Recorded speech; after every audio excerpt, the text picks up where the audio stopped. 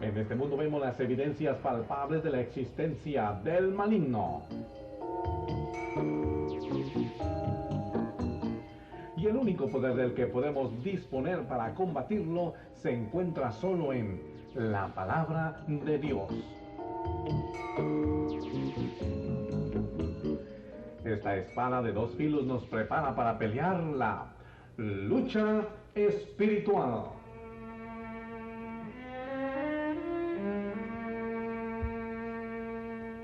Nuestro maestro es el doctor Juan Tedel, que nos hablará detalladamente de las tácticas de nuestro enemigo espiritual.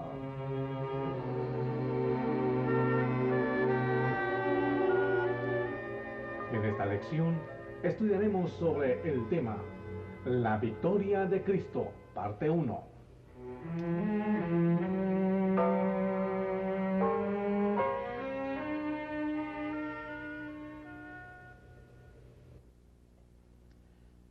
Con la ayuda de Dios, queremos seguir el estudio del tema la lucha espiritual y la victoria por la cruz. Ahora queremos llamar la atención para estudiar juntos este punto, la victoria de Cristo sobre Satanás. Hemos dado bastante tiempo para hacer saber, de acuerdo con la Biblia, quién es el enemigo, conocer sus formas de atacar y trabajar, sus planes, su estrategia, y etc. Ahora queremos entrar en la parte más importante, la victoria que Cristo estableció por la cruz. En primer lugar, la victoria que Cristo llevó a cabo en la cruz fue predicha de antemano, años antes de aquel gran acontecimiento. En Revelación 13:8 nos dice la palabra de Dios que el Cordero fue inmolado antes de establecer del fundamento del mundo. Génesis 3:15, como hemos ya repetido muchas veces, cuando Adán y Eva cayeron, Dios dijo que entre la serpiente y la mujer, entre la simiente de la serpiente y la simiente de la mujer, habría lucha, enemistad, y la simiente de la mujer, Cristo Jesús, daría el golpe mortal a la cabeza de la serpiente, tipo de Satanás. Entonces la victoria fue de antemano, los decretos de Dios.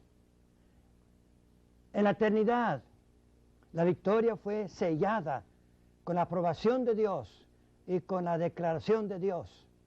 No pudo haber otra cosa menos que victoria, porque Cristo Jesús es siempre el vencedor y Satanás el derrotado.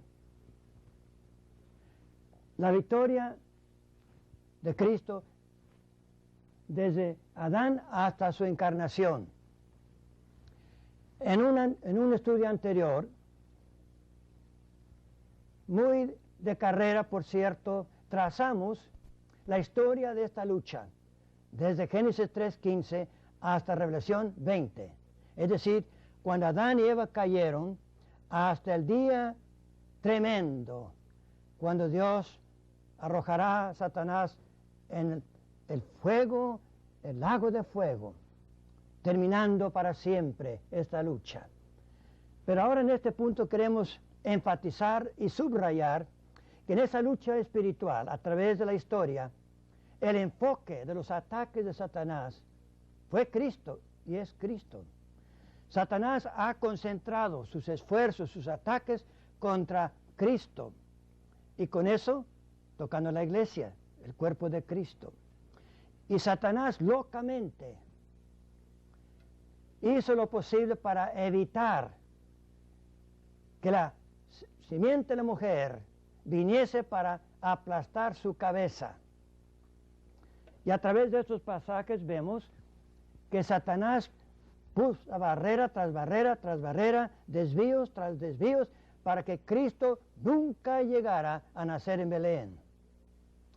El Antiguo Testamento es la historia plena y clara de este hecho. No habrá tiempo para entrar en los detalles, Pero basta con Lucas, su capítulo 3, donde tenemos la genealogía de Adán hasta María. Ahora en grandes rasgos, entonces, cuando Adán y Eva pecaron, tuvieron el primer hijo, Caín, y el segundo hijo, Abel. Caín era un hombre malo, Abel un hombre piadoso.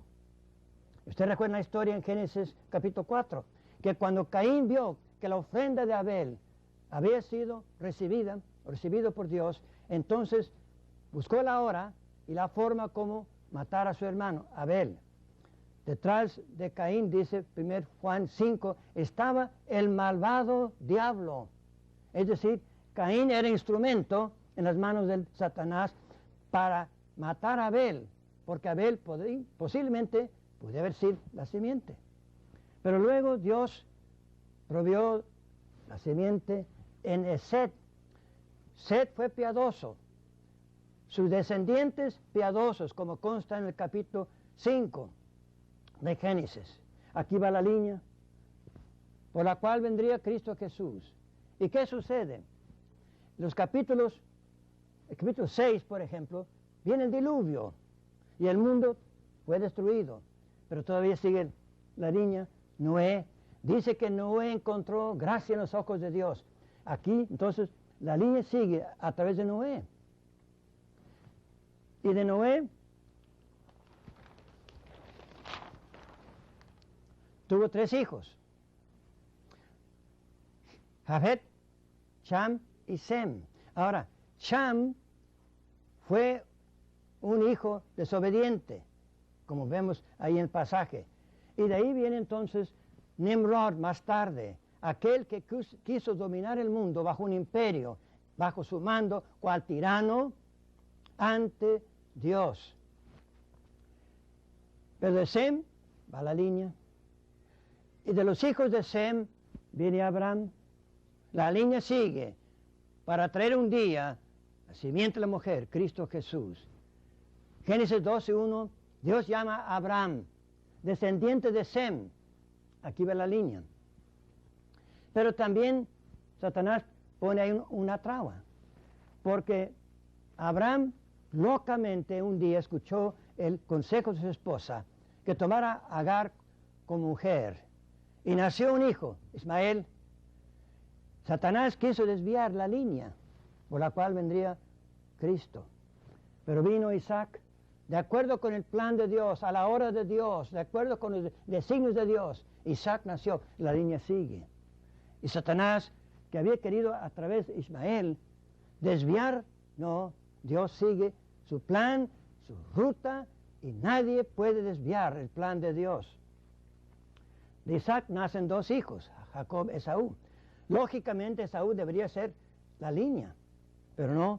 Vemos por su carácter, dice Romanos, que Dios escogió a Jacob, porque por esta línea no podría venir la simiente de mujer, Cristo Jesús. La línea sigue. Y de Jacob, a través de los capítulos, vemos que no fue Rubén el escogido, que era el primogénito, sino Judá. Dios en el plan divino va trazando la línea por la cual vendría Cristo Jesús. Y cada personaje en aquella línea era nada menos cadena, eslabón en la cadena de Dios para traer a Cristo Jesús a este mundo, para dar el golpe a la cabeza de la serpiente. En grandes rasgos tenemos Boaz, allá en el libro de Ruth, después David, José, después David, y noten ahí en Lucas 3, 31, menciona Natán. En Mateo 3, trazando la genealogía de José, Salomón era el hijo lógico para formar parte de esta línea, pero no, Dios escogió Natán. Y a través de esta línea, como encontramos en Lucas 3, viene la simiente de la mujer, el Hijo de Dios, el que habría de dar el golpe mortal a la cabeza de la serpiente. No, hermanos, cuando Dios ha dicho algo, se cumple. Y aunque Satanás procure desviar, estorbar y perturbar y destruir, no puede. Los designios de Dios son eternos y la voz soberana de Dios se lleva a cabo. Aun cuando Satanás quiso estorbar para que no viniese a Cristo al mundo, Cristo vino a la hora,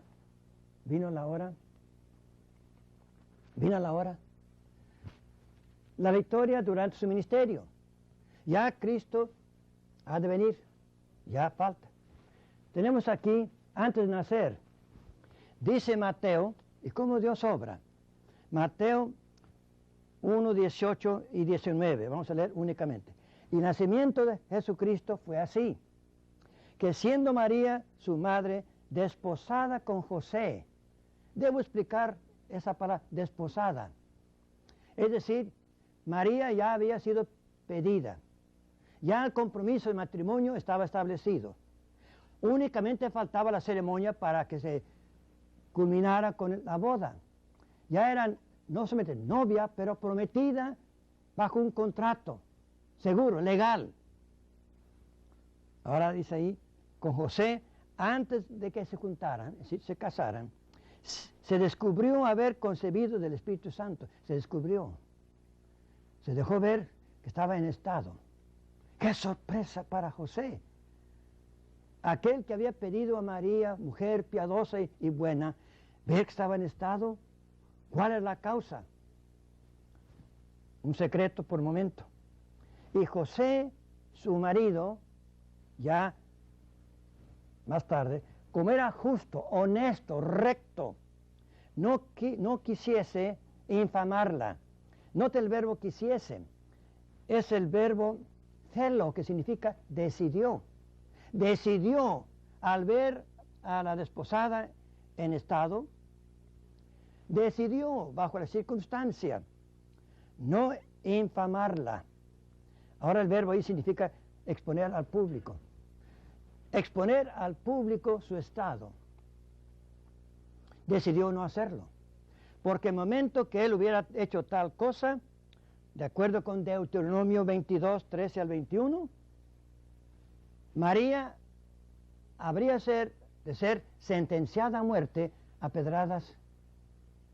No solamente José no quiso exponerla a la vergüenza, pero no quiso tampoco que María fuese apedreada. No quiso infamarla. Ahora, se propuso, por tanto, dejarla en secreto. Es decir, dar a María un documento de separación o divorcio. Si hubiera sucedido, ¿qué hubiera pasado con el niño? Jesucristo. Pero Dios otra vez entra en la escena y dice, y pensando él en esto, ¿qué hacer? He aquí el ángel del Señor se presenta en sueños diciendo, José, hijo de David, no temas de recibir a María tu mujer, porque lo que en ella es engendrado no es adulterio, no, es del Espíritu Santo. Ven, hermanos, otra vez Satanás hubiera logrado una victoria si José hubiera denunciado, exhibido a María en este estado. Pero Dios, el plan de Dios sigue, no puede ser interrumpido. Los designios de Dios se llevan a cabo, ni el mundo, ni el diablo, ni la carne pueden estorbar el plan de Dios y el progreso de su plan divino. Ahora, al nacer, otra vez el diablo se presenta. Ya a través de Herodes. En Mateo 2:16, cuando Herodes se dio cuenta que los magos no habían regresado, que se habían burlado de él, dice el pasaje, se enojó en gran manera. Y dio un decreto que en Belén, el lugar donde él sabía que el niño había nacido, todo niño de 2 años hacia abajo debería ser puesto a cuchillo. Otra vez, la vida de Jesucristo, cuando niño está en peligro. Pero ¿qué pasa? Dios habla a José y dice, José, el niño está en peligro. Vete a Egipto con María, el niño. hasta que yo diga. No, hermanos, las interrupciones del diablo siguen, pero Dios lleva a cabo su plan bajo su soberanía y nada y nadie ni el diablo puede estorbar el plan de Dios. No solamente al nacer, pero también en la tentación. Y ahí pasamos a Mateo 3, la tentación. Mateo 4, perdonen. ¿Y qué notamos en la tentación? Noten, hermanos, la palabra tentar significa hacer uso de circunstancias para que la persona caiga en pecado. El plan de Satanás fue el gran tentador, tentar a Cristo Jesús para que Él cayese en pecado, ya sea de pensamiento o de hecho o de conducta. Porque si Cristo hubiera caído en pecado, no hubiera sido Salvador del mundo.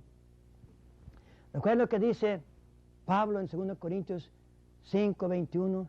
Aquel que no conoció pecado. Noten los verbos. No conoció. Es el verbo ginosco, conocer por experiencia. Cristo Jesús nunca experimentó de pensamiento, de hecho, palabra. Nunca conoció pecado, sin artículo, el carácter pecado. Y Cristo nunca experimentó pecado. Y Satanás vino para tentar a Cristo Jesús. ¡Qué locura! ¡Qué tontería! Pero así es Satanás, es sabio, pero en sus modos de obrar, muy torpe y un tanto tonto. Ahora noten la tentación. Noten el carácter de esta tentación. Y no vamos a entrar en los detalles. En primer lugar, noten el carácter. Tentó a través de una necesidad física, hambre, atacando el cuerpo. Nos dice 1 Tesalonicenses 5, 23, que el Dios de paz os santifique cabalmente, espíritu, alma y cuerpo. Pero el diablo ataca por el cuerpo, después el alma, con el fin de ganar el espíritu. Hambre. Además, viene la segunda tentación. A tomar muy en poco la palabra de Dios, que se arrojara. ¿Con qué fin? Porque dice Pablo que los judíos quieren señales. Y no cabe duda que Satanás, bien conociendo la cultura judía, vio muy bien que si Cristo Jesús se hubiera arrojado desde el templo hacia abajo sin morir, ¡ah, qué maravilla! ¡Qué atracción! Es decir, ganar el mundo por lo maravilloso, por los milagros. Y dice Cristo, no se tienta a Dios, no se juega con la palabra de Dios. No, se toma muy en serio los mandatos de Dios, las órdenes de Dios. No se juega con las promesas de Dios. ¿Falta de fe? No, es tener más fe. Porque la palabra de Dios nos da derecho para confiar en Él, pero no hay que jugar con las promesas de Dios. No hay que tentar a Dios para lo milagroso. Y Cristo no pecó. Por fin, la tercera fue adoración. Con tal que Él se cayese frente de Él para adorarle, le daría los mundos y sus glorias para no ir a la cruz. Y Cristo no cayó. Fue tentado en todo, nos dice Hebreos, pero no pecó. ¿Cuál fue el propósito de la tentación? Satanás tenía un plan bien definido y bien pensado, que si él hubiera logrado que Cristo obrara independiente de la voluntad de Dios, hubiera pecado. Porque, hermanos, el pecado es transgresión, es pasar más allá de los mandatos de Dios o desobedecer los mandatos de Dios. El propósito de Satanás era que Cristo se bajara un poquito en la obediencia y en la total dependencia de Dios. Muy bien, en la vida de Cristo Jesús vemos que como él dijo, las palabras que yo digo no son mías, son las de él. Los milagros que yo hago, no las hago yo mismo, él las hace. He venido para hacer la voluntad de mi Padre y cumplir con los planes de Dios. Pero no pudo Satanás hacerle caer, causarle por un momento depender de sí mismo. Es decir, usar sus prerrogativas como ser divino para su propio bien, para su cuerpo, para su alma y para su espíritu. Cristo no. Prerrogativas tenía como Dios, Hijo, Dios. Pero el plan de Satanás era que usara esas potencias, esa autoridad para sí mismo. Egoísmo. Y Cristo vino para levantar el alto, glorificar a Dios. El propósito de Satanás fracasó. ¿Qué resultados dio la tentación? Cristo Jesús permaneció firme, confiando en Dios, no usando su autoridad como hubiera sido posible, ni sus prerrogativas como Dios, dependiendo de Dios en toda su totalidad, no solamente aquí, pero durante toda su vida. Y aún más, la palabra de Dios, no solamente la voluntad de Dios, pero aún más la palabra de Dios. Vemos ahí, hermanos, una sumisión total. Siendo Dios hombre, se sujetó voluntariamente y en forma plena a la voluntad de Dios. Porque el haber hecho lo contrario, pecado. Y su muerte en la cruz, nulificado. Ahora en breve, hermanos, ¿qué lección o lecciones nos proporciona la tentación de Cristo? Hemos visto el carácter, el propósito, el resultado. Ahora, ¿qué lecciones? Primeramente, en cuanto a Cristo Jesús, ¿qué lección nos da? En cuanto a Satanás, ¿qué lecciones? Primeramente, vemos a través del pasaje que Satanás reconoció que Cristo era Dios. Me refiero a dos palabritas, condición. Dice el versículo 3 de Mateo 4, si eres hijo de Dios. Ahora, hermanos, en el idioma del Nuevo Testamento hay 4 condiciones. La primera significa que es cierto. La segunda clase, que no es cierto.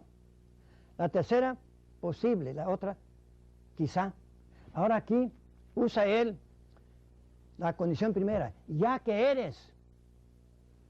Y se entiende por el pasaje anterior, versículo 17 del capítulo 3. He aquí una voz de los cielos que decía, Dios, este es mi Hijo amado, en el cual tengo contentamiento. Entonces, Satanás dice, ya que Dios ha dicho que eres hijo de Dios y tú lo eres, lo reconozco. La segunda vez también, 2 veces dice, si eres hijo de Dios. Y es algo interesante el orden de las palabras. Sí, porque es cierto, hijo, no tiene artículo, carácter. Ya que tú eres hijo en todo sentido de Dios, su divinidad, su deidad. Satanás no lo niega, lo sabe bien. Y aun cuando lo sabe locamente, procura tentar a Cristo. ¡Qué locura! Sí reconoce que Cristo Jesús es Dios. La segunda cosa que reconoce la autoridad de la Biblia. Porque noten el versículo 6, Satanás cita la Biblia. Igual, no, pero cita la primera parte, dice aquí, porque escrito está, así como Cristo había dicho. Ahora noten, hermanos, escrito está. Es exactamente la expresión que Cristo ocupa más tarde, anteriormente. Es tiempo perfecto. ¿Qué significa? Fue escrito, la palabra de Dios fue escrita y sigue siendo. Es decir, la palabra de Dios queda en pie eternamente.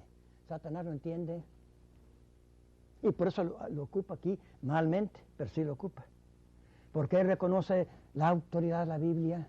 Claro, procurará minar su autoridad, su verdad, pero él bien sabe en el corazón, en la mente, que la palabra de Dios es la verdad, revelación de Dios. Lamentablemente hay muchos hombres hoy día, seguidores de Satanás, que lo niegan, pero Satanás no. Él sabe que la palabra fue escrita y sigue siendo eternamente palabra de Dios.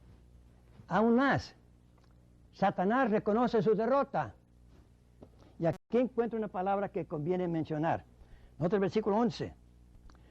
Entonces el diablo le dejó. Ahí, hermanos, la idea es esta, que agotó sus recursos. Lo dejó porque ya no había qué más decir. El silencio de Satanás indica su derrota. Había agotado todos los recursos a la mano y reconoció que los recursos que había usado en vano no tenía más por el momento. Satanás entendió, sí, su derrota, se retira. Pero noten, agotó sus recursos, como he dicho, pero vamos a la cita también. Nos dice aquí, en Lucas, que habiendo hecho todo, se fue. Y ahí el verbo más muy interesante, es un verbo compuesto. Cuando había hecho todo lo que tenía a su alcance, agotando, se retiró en silencio cuando reconoció que los recursos que había usado no habían dado ningún efecto y ya no tenía más por momento. Sí, más tarde vendría, pero no podría. Hermanos, con esto dejo para ahora, para seguir el otro día. Con esta idea gloriosa, que aun cuando Satanás agota sus recursos, no puede con Cristo Jesús. Y tú y yo que estamos en Él, estamos en una roca que no se puede mover ni por los vientos ni las tempestades. Victoria gloriosa en Cristo Jesús. Sí, Satanás reconoció que ya no podía y se retiró. Vamos a dejarlo para ahora, para seguir la lección siguiente, para dar lugar para que mediten estos puntos y tomen muy en serio la victoria que Cristo alcanzó. No pecó, aun cuando la tentación fue aguda, sagaz, pero no pudo Satanás hacerle caer.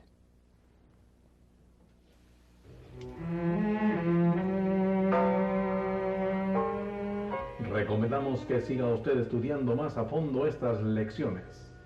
En la guía de estudio hay preguntas para ayudarle en la discusión. Continuaremos desarrollando este tema tan interesante en la próxima lección de Lucha Espiritual.